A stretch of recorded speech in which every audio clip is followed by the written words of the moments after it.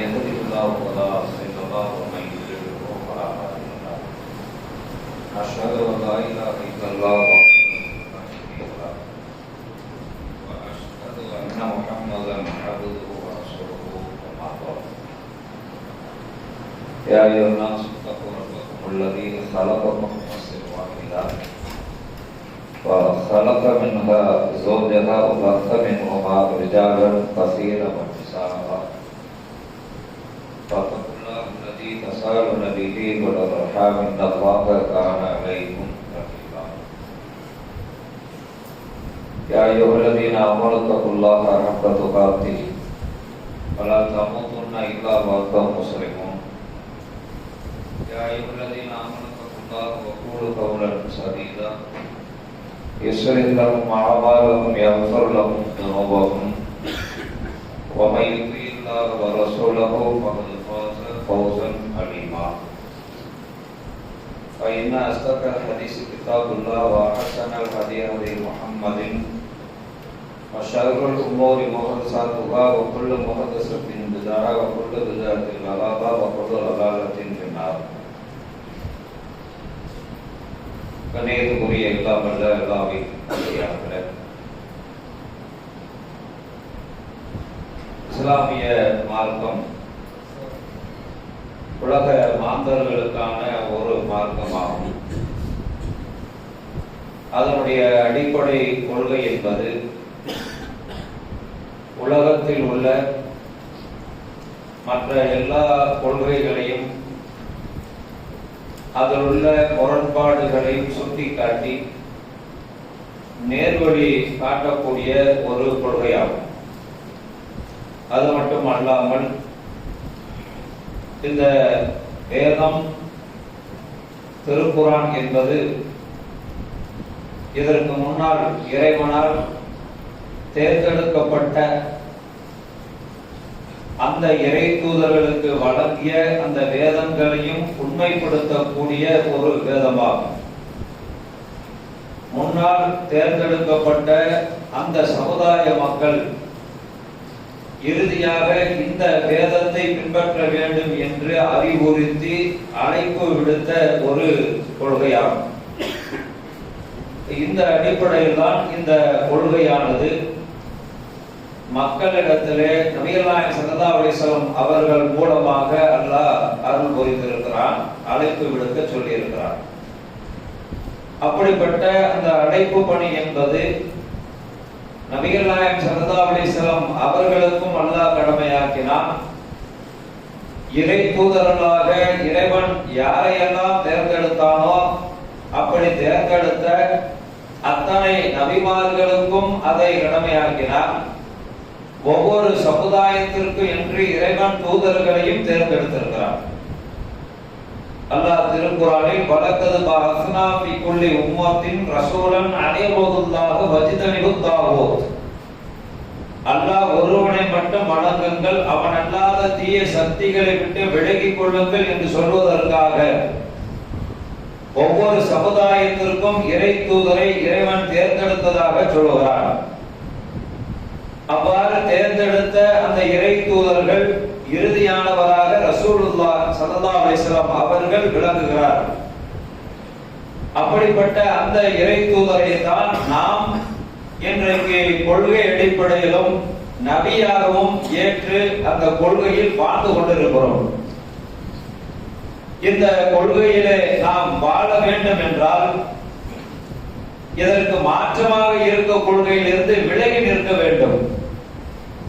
அப்படி விலகி நிற்கின்ற பொழுதுதான் நமக்கு நிறைய விமர்சனங்களும் எதிர்ப்புகளும் இன்னென்ற பிரச்சனைகளும் நம்மை நோக்கி வரும்.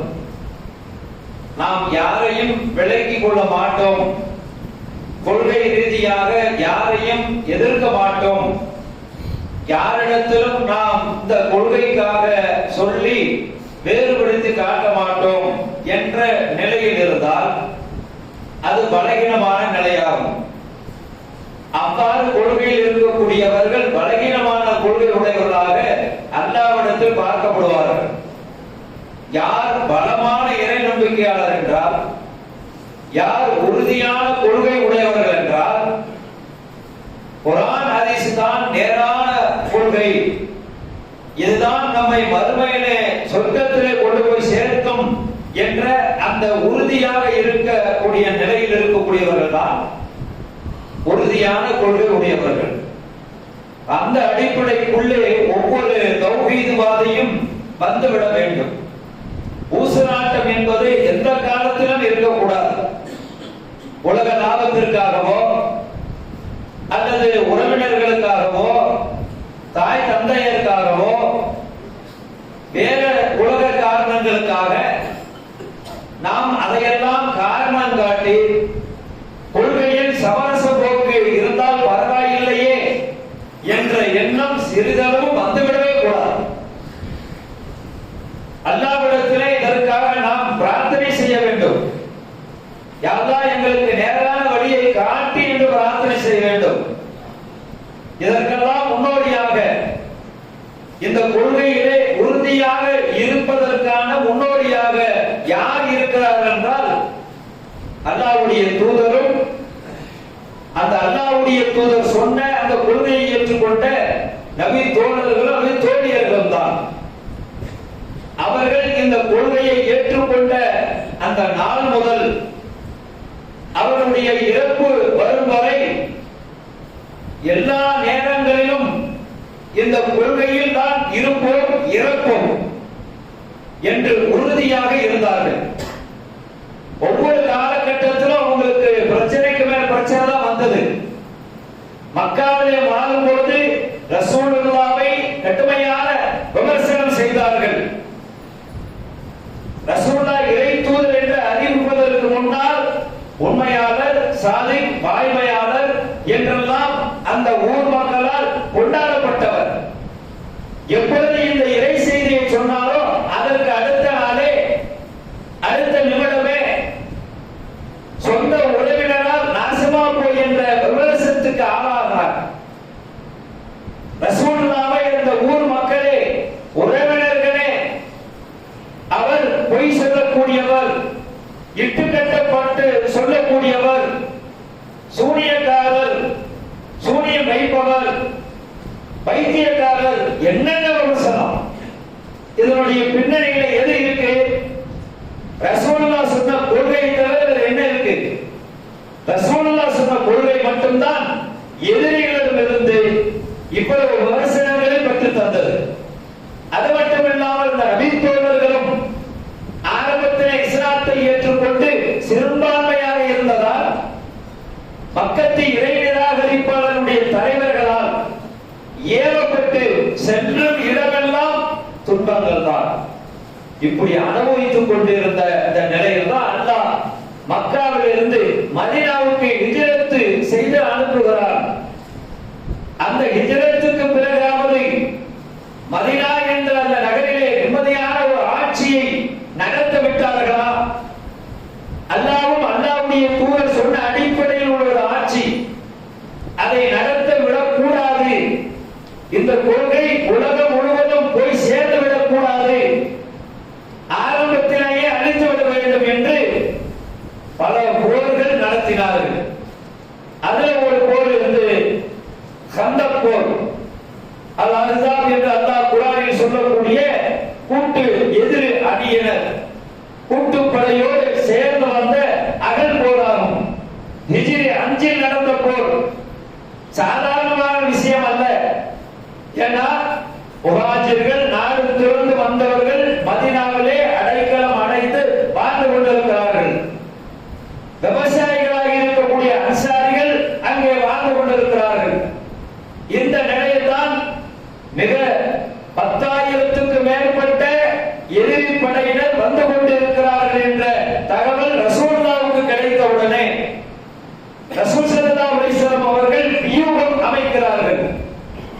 எந்த அளவுக்கு அவர்கள் இது போன்ற நேரத்தில் நடந்து கொள்வார்கள் என்றால், எதிரி படை வந்துருச்சு, உங்களை அழிக்க போறாங்க, நம்முடைய எண்ணிக்கை விட 10 மடங்கு அதிகமான எண்ணிக்கை உடையவர்கள் என்ற அந்த செய்தி கிடைத்தவுடனே ரசூலுல்லாஹ்வுடைய உள்ளமோ நபி தோழர்களுடைய அவர்களுடைய உள்ளமோ அளவும் கலங்கவில்லை, பயப்படல.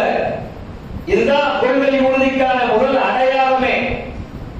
நாம இந்த ஏகத்துவ கொள்கையை ஏற்றுக்கொள்கிறோம் என்றால், இந்த ஏற்றுக்கொண்ட அடுத்த நாட்களிலே வருடங்களிலே நிறைய ஒரு விமர்சனம், பயமுறுத்தல்கள் வரும், எச்சரிக்கைகள் வரும்.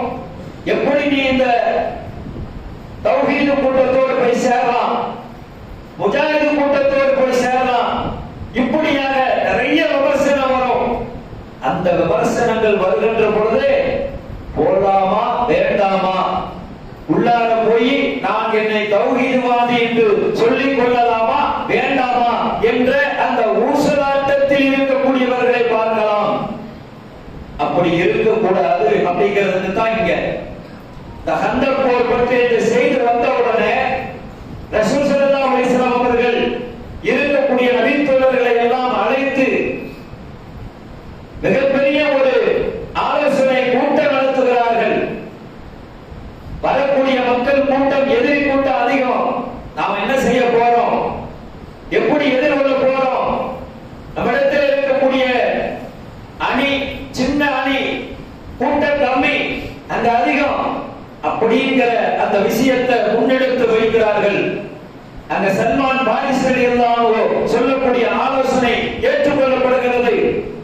மதீனாங்கிற அந்த நகரத்தில் இருந்து தள்ளி போய் ஊர் எல்லையிலே, ஊருடைய ஒதுக்குப்புறத்திலே சில கிலோமீட்டர் தள்ளி ஒதுக்கி அகல் என்ற அந்த குழி, பெரிய ஆழமான பள்ளத்தை நாம தோண்டுவோம் என்ற ஒரு முடிவு எடுக்கப்பட்டு அங்கே அந்த வேலையை செய்ய ஆரம்பிக்கிறான். ஆனா அதெல்லாம் வாயில சொல்றதுக்கு ஈஸியா இருக்கும், செய்யறது மிகப்பெரிய கடினமான பணி. நாமெல்லாம் மம்பட்டி எடுக்காதாங்க, அவங்க கடப்பாறை எடுத்து மம்பட்டி எடுத்து மொத்த மண்ணையும் ஒரு பக்கமா எதிரி பக்கம் மழை மேடா தள்ளி விடும், ஏறி வரக்கூடாதுங்கிறதுக்காக இவ்வளவு செய்யணும்னா எதிரிகள் அதை தாண்டி வராத அளவுக்கு அகலமும் நீளமும் வேண்டும். இவ்வளவு பெரிய பணியை நபித்தோழர்களிடம் சொன்ன உடனே அவ்வளவு பேரும் அதை ஏற்றுக்கொண்டு களத்தில் இறங்குகிறார்கள். அந்த களத்தில் இறங்கிய காலம் கடுமையான பனி காலம், கடும் பனி பொழிவு நடக்கக்கூடிய நேரம். அந்த நேரங்கள்ல இருக்கக்கூடிய சூழல் என்னவென்றால், முழுமையான உணவு கிடையாது, பசி பட்டினியோடு தான் அந்த அகலை அவர்கள் தோன்றுகிறார்கள். எந்த அளவுக்கு அவர்கள் அந்த பசியில் இருந்தார்கள் என்றால், ஒவ்வொன்றையும் சொல்லிக்கொண்டே வருவோம். அந்த மணலை எடுத்து அள்ளி போடுறாங்க. நபித்தோழருடைய தோள்களிலே இந்த மணலெல்லாம் விழுந்து கிடந்ததை பார்த்து, அவர்கள் படும் பாடை பார்த்து, கஷ்டத்தை பார்த்து, துன்பத்தை பார்த்து அல்லாஹ்வுடைய தூதர் அப்படியே அந்த வழக்கு பாடல் சொல்லுவாங்க இல்லையா, அப்படி பாடிக்கொண்டே அங்க சொல்லுகிறார்கள், அல்லாஹும்ம லா ஐஷ இல்லா ஐஷுல் ஆஹிரா, வாழ்க்கை என்பது மறுமை வாழ்க்கை தான். ஃபக்ஃபிர்லில் முஜாஹிரூன வல் அன்சாரி, அன்சாரிகளுக்கும் முஹாஜிர்களுக்கும் அல்லாஹ் மன்னிப்பை வழங்குவானாக. கடும் பனிப்பொழிவு, அதோடு விடிய விடிய இரவு முழுவதும் தொடர்ந்து தோண்டிக்கொண்டே இருக்கிறார்கள். அப்படிப்பட்ட அந்த துன்பத்தை அனுபவித்தவர்களாக அவங்க அந்த மாதிரி இருக்கிறாங்க. ரசூலுல்லாஹ் இத சொன்ன உடனே இந்த நபித்தோழர்கள் பதிலுக்கு ரசூலுல்லாஹ்வோடு சேர்ந்து பாட்டு பாடுற மாதிரியே சொன்ன பதில் தான் இங்க கவனிக்க வேண்டியது. கொள்கைக்குள்ளே வந்து விட்டார்கள், அதற்காக நீங்க குழியை நோண்டணும், உங்களுடைய பாதுகாப்புக்காக நீங்க போர் கொடுத்தாம சொன்ன உடனே குழிய தோன்றாங்க. வேதனை அனுபவிச்சுட்டு இருக்காங்க, வலி அனுபவிச்சுட்டு இருக்கிறாங்க. அந்த வலியோடு ஒரு ஆறுதல் சொல்லும் போது நாமெல்லாம் என்ன சொல்லுவோம், ஏதோ ஏதோ தானோ காதுல காது வாங்காத மாதிரி ஆறுதல எடுத்துக்குவோம். ஆனா இங்க என்ன சொல்றாங்க தெரியுமா, பதிலுக்கு சொன்ன வார்த்தைகள், ஃபகாலு முஜீபீன லஹு நஹ்னு அல்லதீன பாயஉ முஹம்மத் அலா ஜிகாதி வ பக்கீனா அபதா. என்ன வார்த்தை சொன்னாங்கன்னா, நாங்கள் வாழும் காலமெல்லாம் இறை வழியில் அறப்போர் புரிந்து கொண்டே இருப்போம்.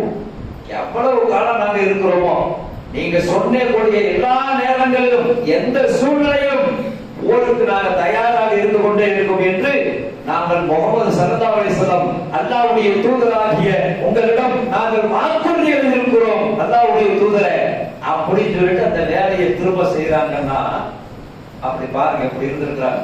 அப்ப ரசூலுல்லாஹ் அந்த நேரத்துல அப்படியே இந்த வார்த்தைகளோட சொல்றாங்க.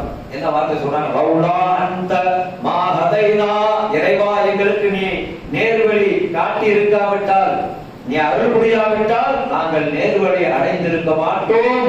வலா தஸத்தக்னா, தர்மம் செய்திருக்க மாட்டோம். வலா சல்லைனா, தொழுது இருக்கவும் மாட்டோம். ஃபஅன்சில்னா சக்கீனத்தன் அலைனா, நாங்கள் பகைவர்களை சந்திக்கும் போது எங்கள் மீது எங்களுக்கு அமைதியை, செழிப்புத்தன்மையை இறக்கி அருள் புரிவாயாக. எதிரிகளை பார்த்த உடனே எங்க உள்ளத்துல பயம் வந்துடக்கூடாது, அவங்களை பார்த்த உடனே சருகி போயிடக்கூடாது, பின்வாங்கி போய்விடக்கூடாது. அமைதியான ஒரு நிலையை கொடு, அமைதியான ஒரு உள்ளத்தை கொடு, எதிர்த்து போராடக்கூடிய அந்த பாதங்களை கொடு. வஃபபித்தில் அகுதாமன இல்லா ததைனா இல்லா கைனா, அல்லாஹ் ரசூலுல்லாஹ் சொல்லும்போது எங்கள் பாதங்களை உறுதிப்படுத்து. அந்த உறுதிதான் அந்த நேரம் பார்க்கிறாங்க. இந்த கூட்டத்தை பார்த்துக்கூடிய எதிர்பார்த்துக்கிட்டு இருக்கிறாங்க. பல நாட்கள் நோண்டி இருக்கக்கூடிய அந்த நிலையில, குடிய தோண்டி இருக்கக்கூடிய நிலையில அவங்களுடைய அந்த உணவினுடைய நிலை ரொம்ப மோசம். சாப்பிடுறதுக்கு சாப்பாடு சரியான உணவு இல்லை. அப்ப அபூதர்தானவே தான் வந்து முறையிடுறாங்க. என்ன முறையிடுறாங்க? ரசூல் ஸல்லல்லாஹு அலைஹி வஸல்லம் அவங்கள்ட்ட வந்து அல்லாஹ்வுடைய தூதரே பாருங்க, எங்கள்கிட்ட பசி தாங்க முடியல, நாங்க பாருங்க கல்லு வச்சிருக்கோம் சொல்லி வயிற்றுல கல்லு வச்சு இறுக்கி கட்டிக்கிறோம் பசி இல்லாம இருக்கிறது. அந்த கல்லை வயிற்ற துவக்காத்து கல்லு பாருங்க அல்லாஹ்வுடைய தூதரே அப்படிங்கிறாங்க. அப்ப ரசூலுல்லாஹ் சொல்றாங்க, ரசூலுல்லாஹி ஸல்லல்லாஹு அலைஹி வஸல்லம் அன் ஹஜரைனி, வந்த நபி தோழர்கள் தான் நாங்க கல்லை வச்சு கட்டிக்கிட்டு பசியோடு நாங்க இருக்கிறோம், ஏதாவது இருக்குமான்னு சொல்லி கேட்கறதுக்கு வந்தா பதிலுக்கு அல்லாஹ்வுடைய தூதர், ஒரு நாட்டினுடைய ஜனாதிபதி, அவர் என்ன பண்ணாரு? ஹஜரைன், 2 கல்லை கட்டினதுக்காக பாருங்க, நான் 2 கல்லு கட்டியிருக்கேன், உன்னை விட எனக்கு இந்த நிலைமை தான் அப்படின்னு சொல்றாங்கன்னா அதுதான் ஒரு முன்மாதிரி தளபதிங்க. இன்னைக்கு என்னது காணோம், எங்க போனாரு, ஏஐ வீடியோ அப்படிங்கிறோம், ஓடி ஒளிகிறாங்க. அதே நேரத்துல தெருவில் நடக்கக்கூடிய தலைவர்களையும் பார்க்கிறோம். மவுத்து எப்ப வேணாலும் வரலாம் அப்படின்னு சொல்லி தன்னுடைய நாட்டிற்காக போராடக்கூடிய நாட்டின் தலைவர்களையும் நம்ம பார்த்து கொண்டு தான் இருக்கிறோம். அப்படி ரசூல் ஸல்லல்லாஹு அலைஹி வஸல்லம் செஞ்சாங்க. உறுதியாக அந்த இடத்துல அந்த வறுமைய, அந்த கஷ்டத்தை அந்த அனுபவிச்சாங்க. அது மட்டும் இல்லாம அந்த உணவுல வந்து என்ன அந்த வார கோதுமையை கொண்டு வந்து தருவாங்க. கெட்டு போன கொழுப்புல அதுதான் இருக்கு, அதுதான் கொடுத்தாகணும். அப்படி வச்சு பிசைஞ்சு அப்படி வாய்க்குள்ள போட்டோம்னா அது தொண்டை குழியில போகும்போது விக்கிட்டு வெளியே தள்ளு, வேற வெளியில உள்ளார தள்ளித்தான் ஆகணும்னு சொல்லி மிரடர்களாக போட்டு கஷ்டப்பட்டு ஒழுங்கி சாப்பிட்டோம். ஏன்னா இந்த வேலை நடந்தாலும் எவ்வளவு கஷ்டங்களை எல்லாம் அல்லாஹ் நமக்கு கொடுக்கல, இலகுவத்தை நாடி கொண்டிருக்கிறார். ஆனாலும் இதில் இருந்து பெறக்கூடியது என்னவென்றால், படிப்பினை என்னவென்றால், இந்த தௌஹீதை ஏற்றுக்கொண்டால் அல்லாஹ் ஒருவரை சோதிக்க நாடினால், அந்த சோதனை உங்களுக்கு பொருளாதார இழப்பு இருந்தால், நீங்கள் மிக மிக வறுமை கோட்டிற்கு தள்ளப்பட்டால், அன்றாட உணவே கிடைக்காத ஒரு நிலை வந்தாலும் கூட அந்த பசியோடு அந்த பட்டினியோடு இந்த கொள்கையை ஏற்றுக்கொண்டதற்காகத்தான் இந்த வறுமை எனக்கு ஏற்பட்டது என்ற அந்த சைத்தானிய தீய எண்ணங்கள் ஒருபொழுதும் வந்துவிடவே கூடாது. இறைவன் என்னை சோதிக்கிறான். இந்த கொள்கை உண்மையான கொள்கை, உண்மையான கொள்கையை சொன்ன ஒவ்வொரு இறை தூதரும் துன்பத்திற்கும் வறுமைக்கும் ஆளாக்கப்பட்டார்கள், ஊர் நீக்கம் செய்யப்பட்டார்கள், போரிலே கொல்லப்பட்டார்கள், எல்லா வேதனையும் அனுபவிச்சாங்க. அதுல இறுதியா என்ன தெரியுமா? அந்த போரினுடைய இந்த இறுதியில தான் அவங்க இவ்வளவு வேலையும் ரெடி பண்ணி செஞ்சு முடிச்சிட்டாங்க. குடியெல்லாம் தோண்டி பக்காவா ரெடி பண்ணி வச்சாச்சு. 10,000 பேர் கொண்ட படை. அந்த படை வரும்போது இப்பெல்லாம் நமக்கு வெவ்வேறு சவுண்ட் எல்லாம் கேட்கிறோம். படைகளுடைய சப்தம் எப்படி இருக்குன்னு தெரியுமா? பயங்கரமான சப்தமா இருக்கும். அந்த சப்தத்தோட கூட்டா சேர்ந்துகிட்டு, அந்த கூட்டா சேர்ந்தவன்னா யாரு இந்த இடத்துல நம்ம கவனிக்க வேண்டியது? இந்த கூட்டுப்படையினர் சொல்றாங்க அல்லாஹ் அல் அஹ்ஸாப்னு. அதுல சேர்ந்தது யாரு? பனு நலீர், யூத குலம். அதே போல பண்ணும் குறைலா ரசூல்லா ஒப்பந்தம் போட்ட அவங்களும் பின்னணியில இருந்து உதவி செஞ்சுட்டு இருக்கிறாங்க, பயங்கர குழப்பம் பண்ணிட்டு இருக்காங்க. அதல்லாம குறைசி குலம் இன்னும் யாரையெல்லாம் சேர்க்க முடியுமோ, ரசூலுல்லாஹ்வுக்கு எதிராக யாரெல்லாம் இருக்கிறாங்களோ அத்தனை பேரையும் ஒன்றாக சேர்த்து கொண்டு அப்படி திபுன்னு வர்றாங்க. அந்த கூட்டத்தை பார்த்த உடனே எந்த உள்ளமும் தடுமாறும் இல்லையா? ஆனா அல்லாஹ் சொல்றான், அந்த உள்ளங்கள், இந்த நபித்தோழருடைய உள்ளங்கள், உண்மையாக இந்த ஏகத்துவ கொள்கையை ஏற்றுக்கொண்ட அந்த சகாபாக்களுடைய உள்ளங்கள் எப்படி இருந்தன? வலம்மா அல் மூமினீனல் அஹ்ஸாப், இறை நம்பிக்கையாளர்கள் எதிரிப்படைகளை கண்டபோது காலர் கூறினார்கள், மா ஹாதா மா வதனல்லாஹு வ ரசூலுஹு வ ஸதகல்லாஹு வ ரசூலுஹு. அல்லாஹ்வும் அவனுடைய தூதரும் நமக்கு வாக்களித்தது இதுதான். அல்லாஹ்வும் அவனுடைய தூதரும் உண்மையை உரைத்தனர். வமா ஸாதஹுல் ஈமானன் வ தஸ்லீமா. இந்த கூட்டத்தை பார்த்த உடனே ஒருத்தர் சொல்லிட்டது, இதுதான் அல்லாஹ்வும் தூதரும் சொன்னாங்க, இதுதான் ரசூலுல்லாஹ் சொன்ன உண்மையான வாக்குறுதி. அதோட அவங்களுடைய உள்ளம் எப்படி இருந்ததுன்னா, ஈமானன் நம்பிக்கை அதிகமானது, தஸ்லீமா கட்டிப்படுதல் வழிபடுதல் இன்னும் அதிகமாச்சு. இறங்கி அடிப்போம் சொல்லி கடைசி வரைக்கும் அந்த அகல் முழுவதும் இந்த பக்கம் இருந்து ஒரு நபர் எதிர்ப்படையில் இருந்து குழியை தாண்டி இந்த பள்ளத்தை தாண்டி இந்த பக்கம் வராத அளவுக்கு தொடர்ந்து ஈட்டிகளையும் அம்புகளையும் எய்து இரவும் பகலுமாக முற்றுகை பல நாட்கள் நடந்த நிலையிலும் இவர்களுடைய எதிர்ப்படையினை விடாம தொடர்ந்து போயிட்டு இருந்தார். ஒரு சில எண்ணிக்கையில் உள்ள நபர்கள் மட்டும் கொல்லப்பட்டாங்க. என்ன படிப்பனை தெரியுமா? எப்படி இருக்கணும் தெரியுமா? கொள்கைனா அப்படிங்கிறது அதெல்லாம் உயிரை பணயம் வைத்து எங்கிருந்தோ வரக்கூடிய அம்பினால் நாம் கொல்லப்படலாம். அந்த கொன்று நாம் இறப்பதை விட மறுமையில கிடைக்க இருக்கக்கூடிய சொர்க்கம் மேல். அப்ப இறப்ப அவங்க என்ன செய்யல, பெரிய விஷயமாக எடுத்துக்கல. ஷஹீத் ஆகுவோம், மறுமையில சொர்க்கம் சொல்வோம் என்ற அடிப்படையில தான் அவங்களுடைய அந்த இடம், அந்த தடம் இருந்து. அதே நேரத்துல முனாஃபிக்கள் இருக்காங்க இல்லையா, கூட இருந்தே குழி தோண்டக்கூடிய இரட்டை வேடதாரிகள். அவங்க ரசூலுல்லாஹ்வுக்கு இந்த பனு குறைலா குலத்தை சேர்ந்தவங்க நிறைய குழப்பம் பண்ணிட்டாங்க. ஒப்பந்தம் போட்டவங்க நமக்கு துணையா தான் இருக்கணும். ஆனா யூதன் எப்படி இருப்பானா, எப்பயும் அப்படித்தான், இப்பயும் அப்படித்தான், அப்பயும் அப்படித்தான் இருந்திருக்கான். நிறைய எதிரிகளுக்கு துணை நிற்கிறான். இத நயவஞ்சர்களுக்கு பயத்தை ஏற்படுத்துச்சு. கொள்கையில் உறுதியானவர்கள் ஓட்டா இருக்கிறாங்க. முனாஃபிக்குகள் பயம் வந்துருச்சு. பயம் வந்து அவங்க வந்து ரசூலுல்லாஹ்வுக்கு கோரிக்கை வைக்கிறாங்க. என்ன கோரிக்கை வைக்கிறாங்கன்னா, ரசூல் ஸல்லல்லாஹு அலைஹி வஸல்லம் அல்லாஹ்வும் தூதரும் மா வதனல்லாஹு வ ரசூலுஹு இல்லா குரூரா, அல்லாஹ்வும் அவருடைய தூதரை எங்களுக்கு ஏமாற்றத்தையே வாக்களிக்கிறார் அப்படின்னு பதில் சொல்றாங்க. முனாஃபிக்களுடைய வார்த்தை பாத்தீங்களா, அப்படியே மாத்தி சொன்னது இல்லாம அங்க என்ன பண்றாங்கன்னா ஒரு அழைப்பு கொடுக்குறாங்க. இது காலத்தில் தாயிஃபத்தும் மின்ஹும் யாவுல் யஸ்ரிப், யஸ்ரிப் வாசிகளே, மதீனா வாசிகளே, இங்க வாங்க. இந்த கோர்ல நீங்க நான் முகாமுலக்கும் இதுல உறுதியா நிக்காதீங்க. ஃபர்ஜிஹு வ யஸ்தர்தின், நீங்க திரும்பிடுங்க. அது மட்டும் இல்லாமல் ஃபரீகும் மின்ஹும் நபிய, இந்த நபி எங்களுக்கு திரும்ப அனுப்புறதுக்கு அனுமதி கொடுங்க. எங்க மதீனாவுல இருக்கக்கூடிய வீடுகள் எங்க வீடுகள் வந்து பாதுகாப்பா இல்ல அப்படிங்கிற கோரிக்கையை அந்த ரசூலுல்லாஹ்ட்ட வச்சு குழப்பத்தை அதிகம் பண்றாங்க.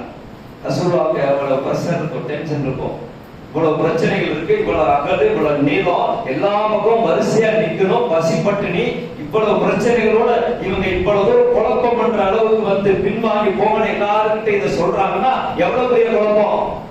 அந்த நேரத்துல அல்லாஹ் என்ன சொல்றான், அவங்களை எப்போதும் இன்ன புயூத்தனா கௌரத்துன், அவங்க சொல்ற மாதிரி இல்ல, ஊர்ல எல்லாருக்கும் பாதுகாப்பா தான் இருக்கு வகி மூலமா அல்லாஹ் சொல்றான். ஆனா கேட்பானா, குழப்பத்தை உண்டு பண்ணி கொண்டே இருக்கிறான். அப்போ கொள்கையில் உறுதியற்றவர்களுடைய நிலை எப்படி இந்த நயவஞ்சருடைய ஊசலாட்டம் வந்து போகுது அப்படிதான் இருக்கும். அப்ப அந்த ஊசலாட்டம் என்பது, கொள்கையில் சமரசம் என்பது நம்மிடத்துல எந்த காலத்திலும் வந்துவிடவே கூடாது. கொள்கையில் உறுதியாகத்தான் இருக்கணும். சாதனைகளுடைய உறுதியை நாம சிறிய சுருக்கமாக சொன்னா போதும். அவங்களுடைய தாயார் அந்த நேரத்துல வந்து சொல்றாங்க, நீ இந்த ரசூலுல்லாஹ் சொன்ன இந்த கொள்கையை ஏற்றுக்கொண்டு வராவிட்டால் பேச மாட்டேன், சாப்பிட மாட்டேன், உண்ண மாட்டேன் இப்படியே சொல்லி 3 நாட்களாக இருக்கிறாங்க. ரொம்ப தோண்டு போயிட்டாங்க. மகனை அழைக்கிறாங்க, சாத அழைச்சு, சாதே உங்க மார்க்கமே பெற்றோர்களுக்கு சொல்படி கேட்கணும்னு சொல்லி இருக்கு, அந்த மாதிரி நீ கேட்கணுமா இல்லையா அப்படின்னு சொல்றாங்க. உங்க மார்க்கம் சொன்ன அடிப்படையில் பெற்றோர்களுக்கு கட்டுப்படணும் இல்லையா அப்படிங்கிறாங்க. ஆனா அந்த தாய் எதன் பக்கம் அழைக்கிறாங்க? திரும்ப இணை வைப்பின் பக்கம் அழைக்கிறாங்க, ஷிர்க நோக்கி அழைக்கிறாங்க. இப்படி அழைக்கக்கூடிய அதை பற்றி அல்லாஹ் குர்ஆன்ல சொல்றான், ஃபைன் ஜாஹதாக லிதுஷ்ரிக் பி மா லைஸ லக பிஹி இல்மு. எதை பற்றிய அறிவு உனக்கு இல்லையோ அதை எனக்கு இணையாக்கும்படி அவ்விருவரும் உன்னை வற்புறுத்தினால் ஃபலா துதிஹுமா, அவ்விருவருக்கும் கட்டுப்படாது. மார்க்கத்துக்கு முரணாக நம்முடைய உறவு, தாய் தந்தை கூற்றார் உறவினர், விதத்தான திருமணம் அழைக்கிறாங்க, அள்ளி பைனகமா ஓடப்படுது, வரதட்சணை வாங்கப்படுது, ஆடம்பர திருமணம், வீடியோ கவரேஜ் எல்லாம் மார்க்கத்துக்கு முரணா, பத்திரிக்கை பாத்தியா எல்லாம் ஓடப்படுது, அழைப்பு கொடுக்குறாங்க. உறவா, முன்னாடி இருக்கக்கூடிய பெற்றோர்களா அல்லது உறவா அல்லது நண்பர்களா அப்படின்னு நம்ம பார்க்கும்போது எங்க நிக்கிறோம்? கொள்கை பக்கம் தான் நிக்கிறோம். இங்க தாயாரா அல்லது கொள்கையா? சாதனைகள் என்ன முடிவெடுத்தாங்க?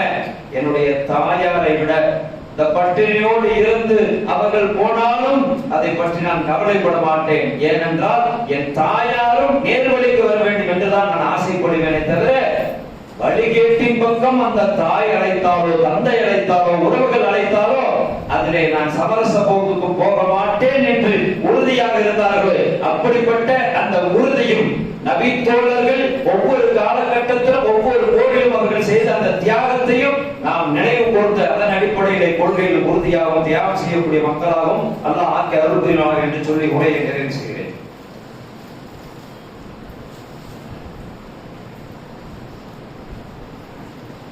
கண்ணியத்துக்குரிய எல்லாம் வல்ல அல்லாஹ்வின் நல்லடியார்களே, நபிகள் நாயகம் ஸல்லல்லாஹு அலைஹி வஸல்லம் அவர்கள் நாம் எந்த கொள்கையில் பயணிக்கிறோம் என்பதற்காக அல்லாஹ்விடத்திலே பிரார்த்தனை செய்ய கற்றுத் தருகிறார். அல்லாஹும்ம அஸ்ஸலுக்கல் ஹுதா வ துக்கா வல் அஃபாஃப வல் கினா.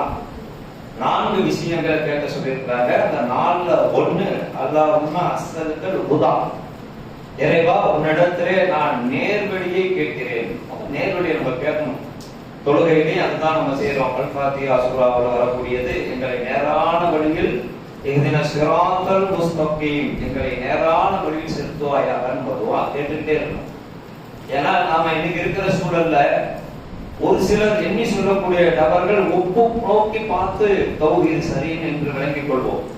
ஒப்பு நோக்கு பார்க்கக்கூடிய நமக்கு நேரம் இல்லை, நிறைய குறைபாடா இருக்குன்னா அல்லாஹ்ட்ட ஒப்படைங்க. ஒவ்வொரு நேர தொழுகையிலும் தொழுது முடிச்சோன்னு கையேந்து இறைவா எங்களுக்கு நேர்வழி காட்டு.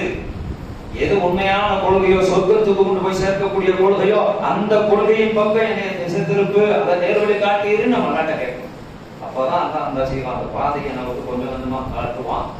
அப்படி கொள்கைக்கு வந்த பிறகு ஊசலாத்த தந்துடாத, எங்க பாதங்களை உறுதிப்படுத்து. ரப்பானா துஸிய குலூபனா வஅதைத அதைதனா வகல்பலனா மில்லதுக ரஹ்மா இன்னகந்தல் வஹாப். இறைவா, எங்களுக்கு நேர்வழி காட்டியதற்கு பிறகு வழி பெறச் செய்து விடாதே. வஹப்லனா மில்லதுக ரஹ்மா, எங்களுக்கு நீ கருணை புரிவாயாக. வாந்தல் வஹாப், நீ பெரும் கொடையாளி, எங்களுக்கு அருள் புரி. இந்த அருள் புரிஞ்சு இந்த கொள்கையிலேயே நாங்கள் உறுதியாக இருக்கக்கூடியவர்களாக எங்களுக்கு அருள் புரியும் சொல்லி நம்ம என்ன செய்வோம்? துவா செய்வோம். அப்படி துவா செய்யக்கூடிய பாக்கியத்தை ரஹ்மான் தருவானாக என்று சொல்லி ஜும்மாவை நிறைவு செய்கிறேன். வாக்குறுதி அவனாக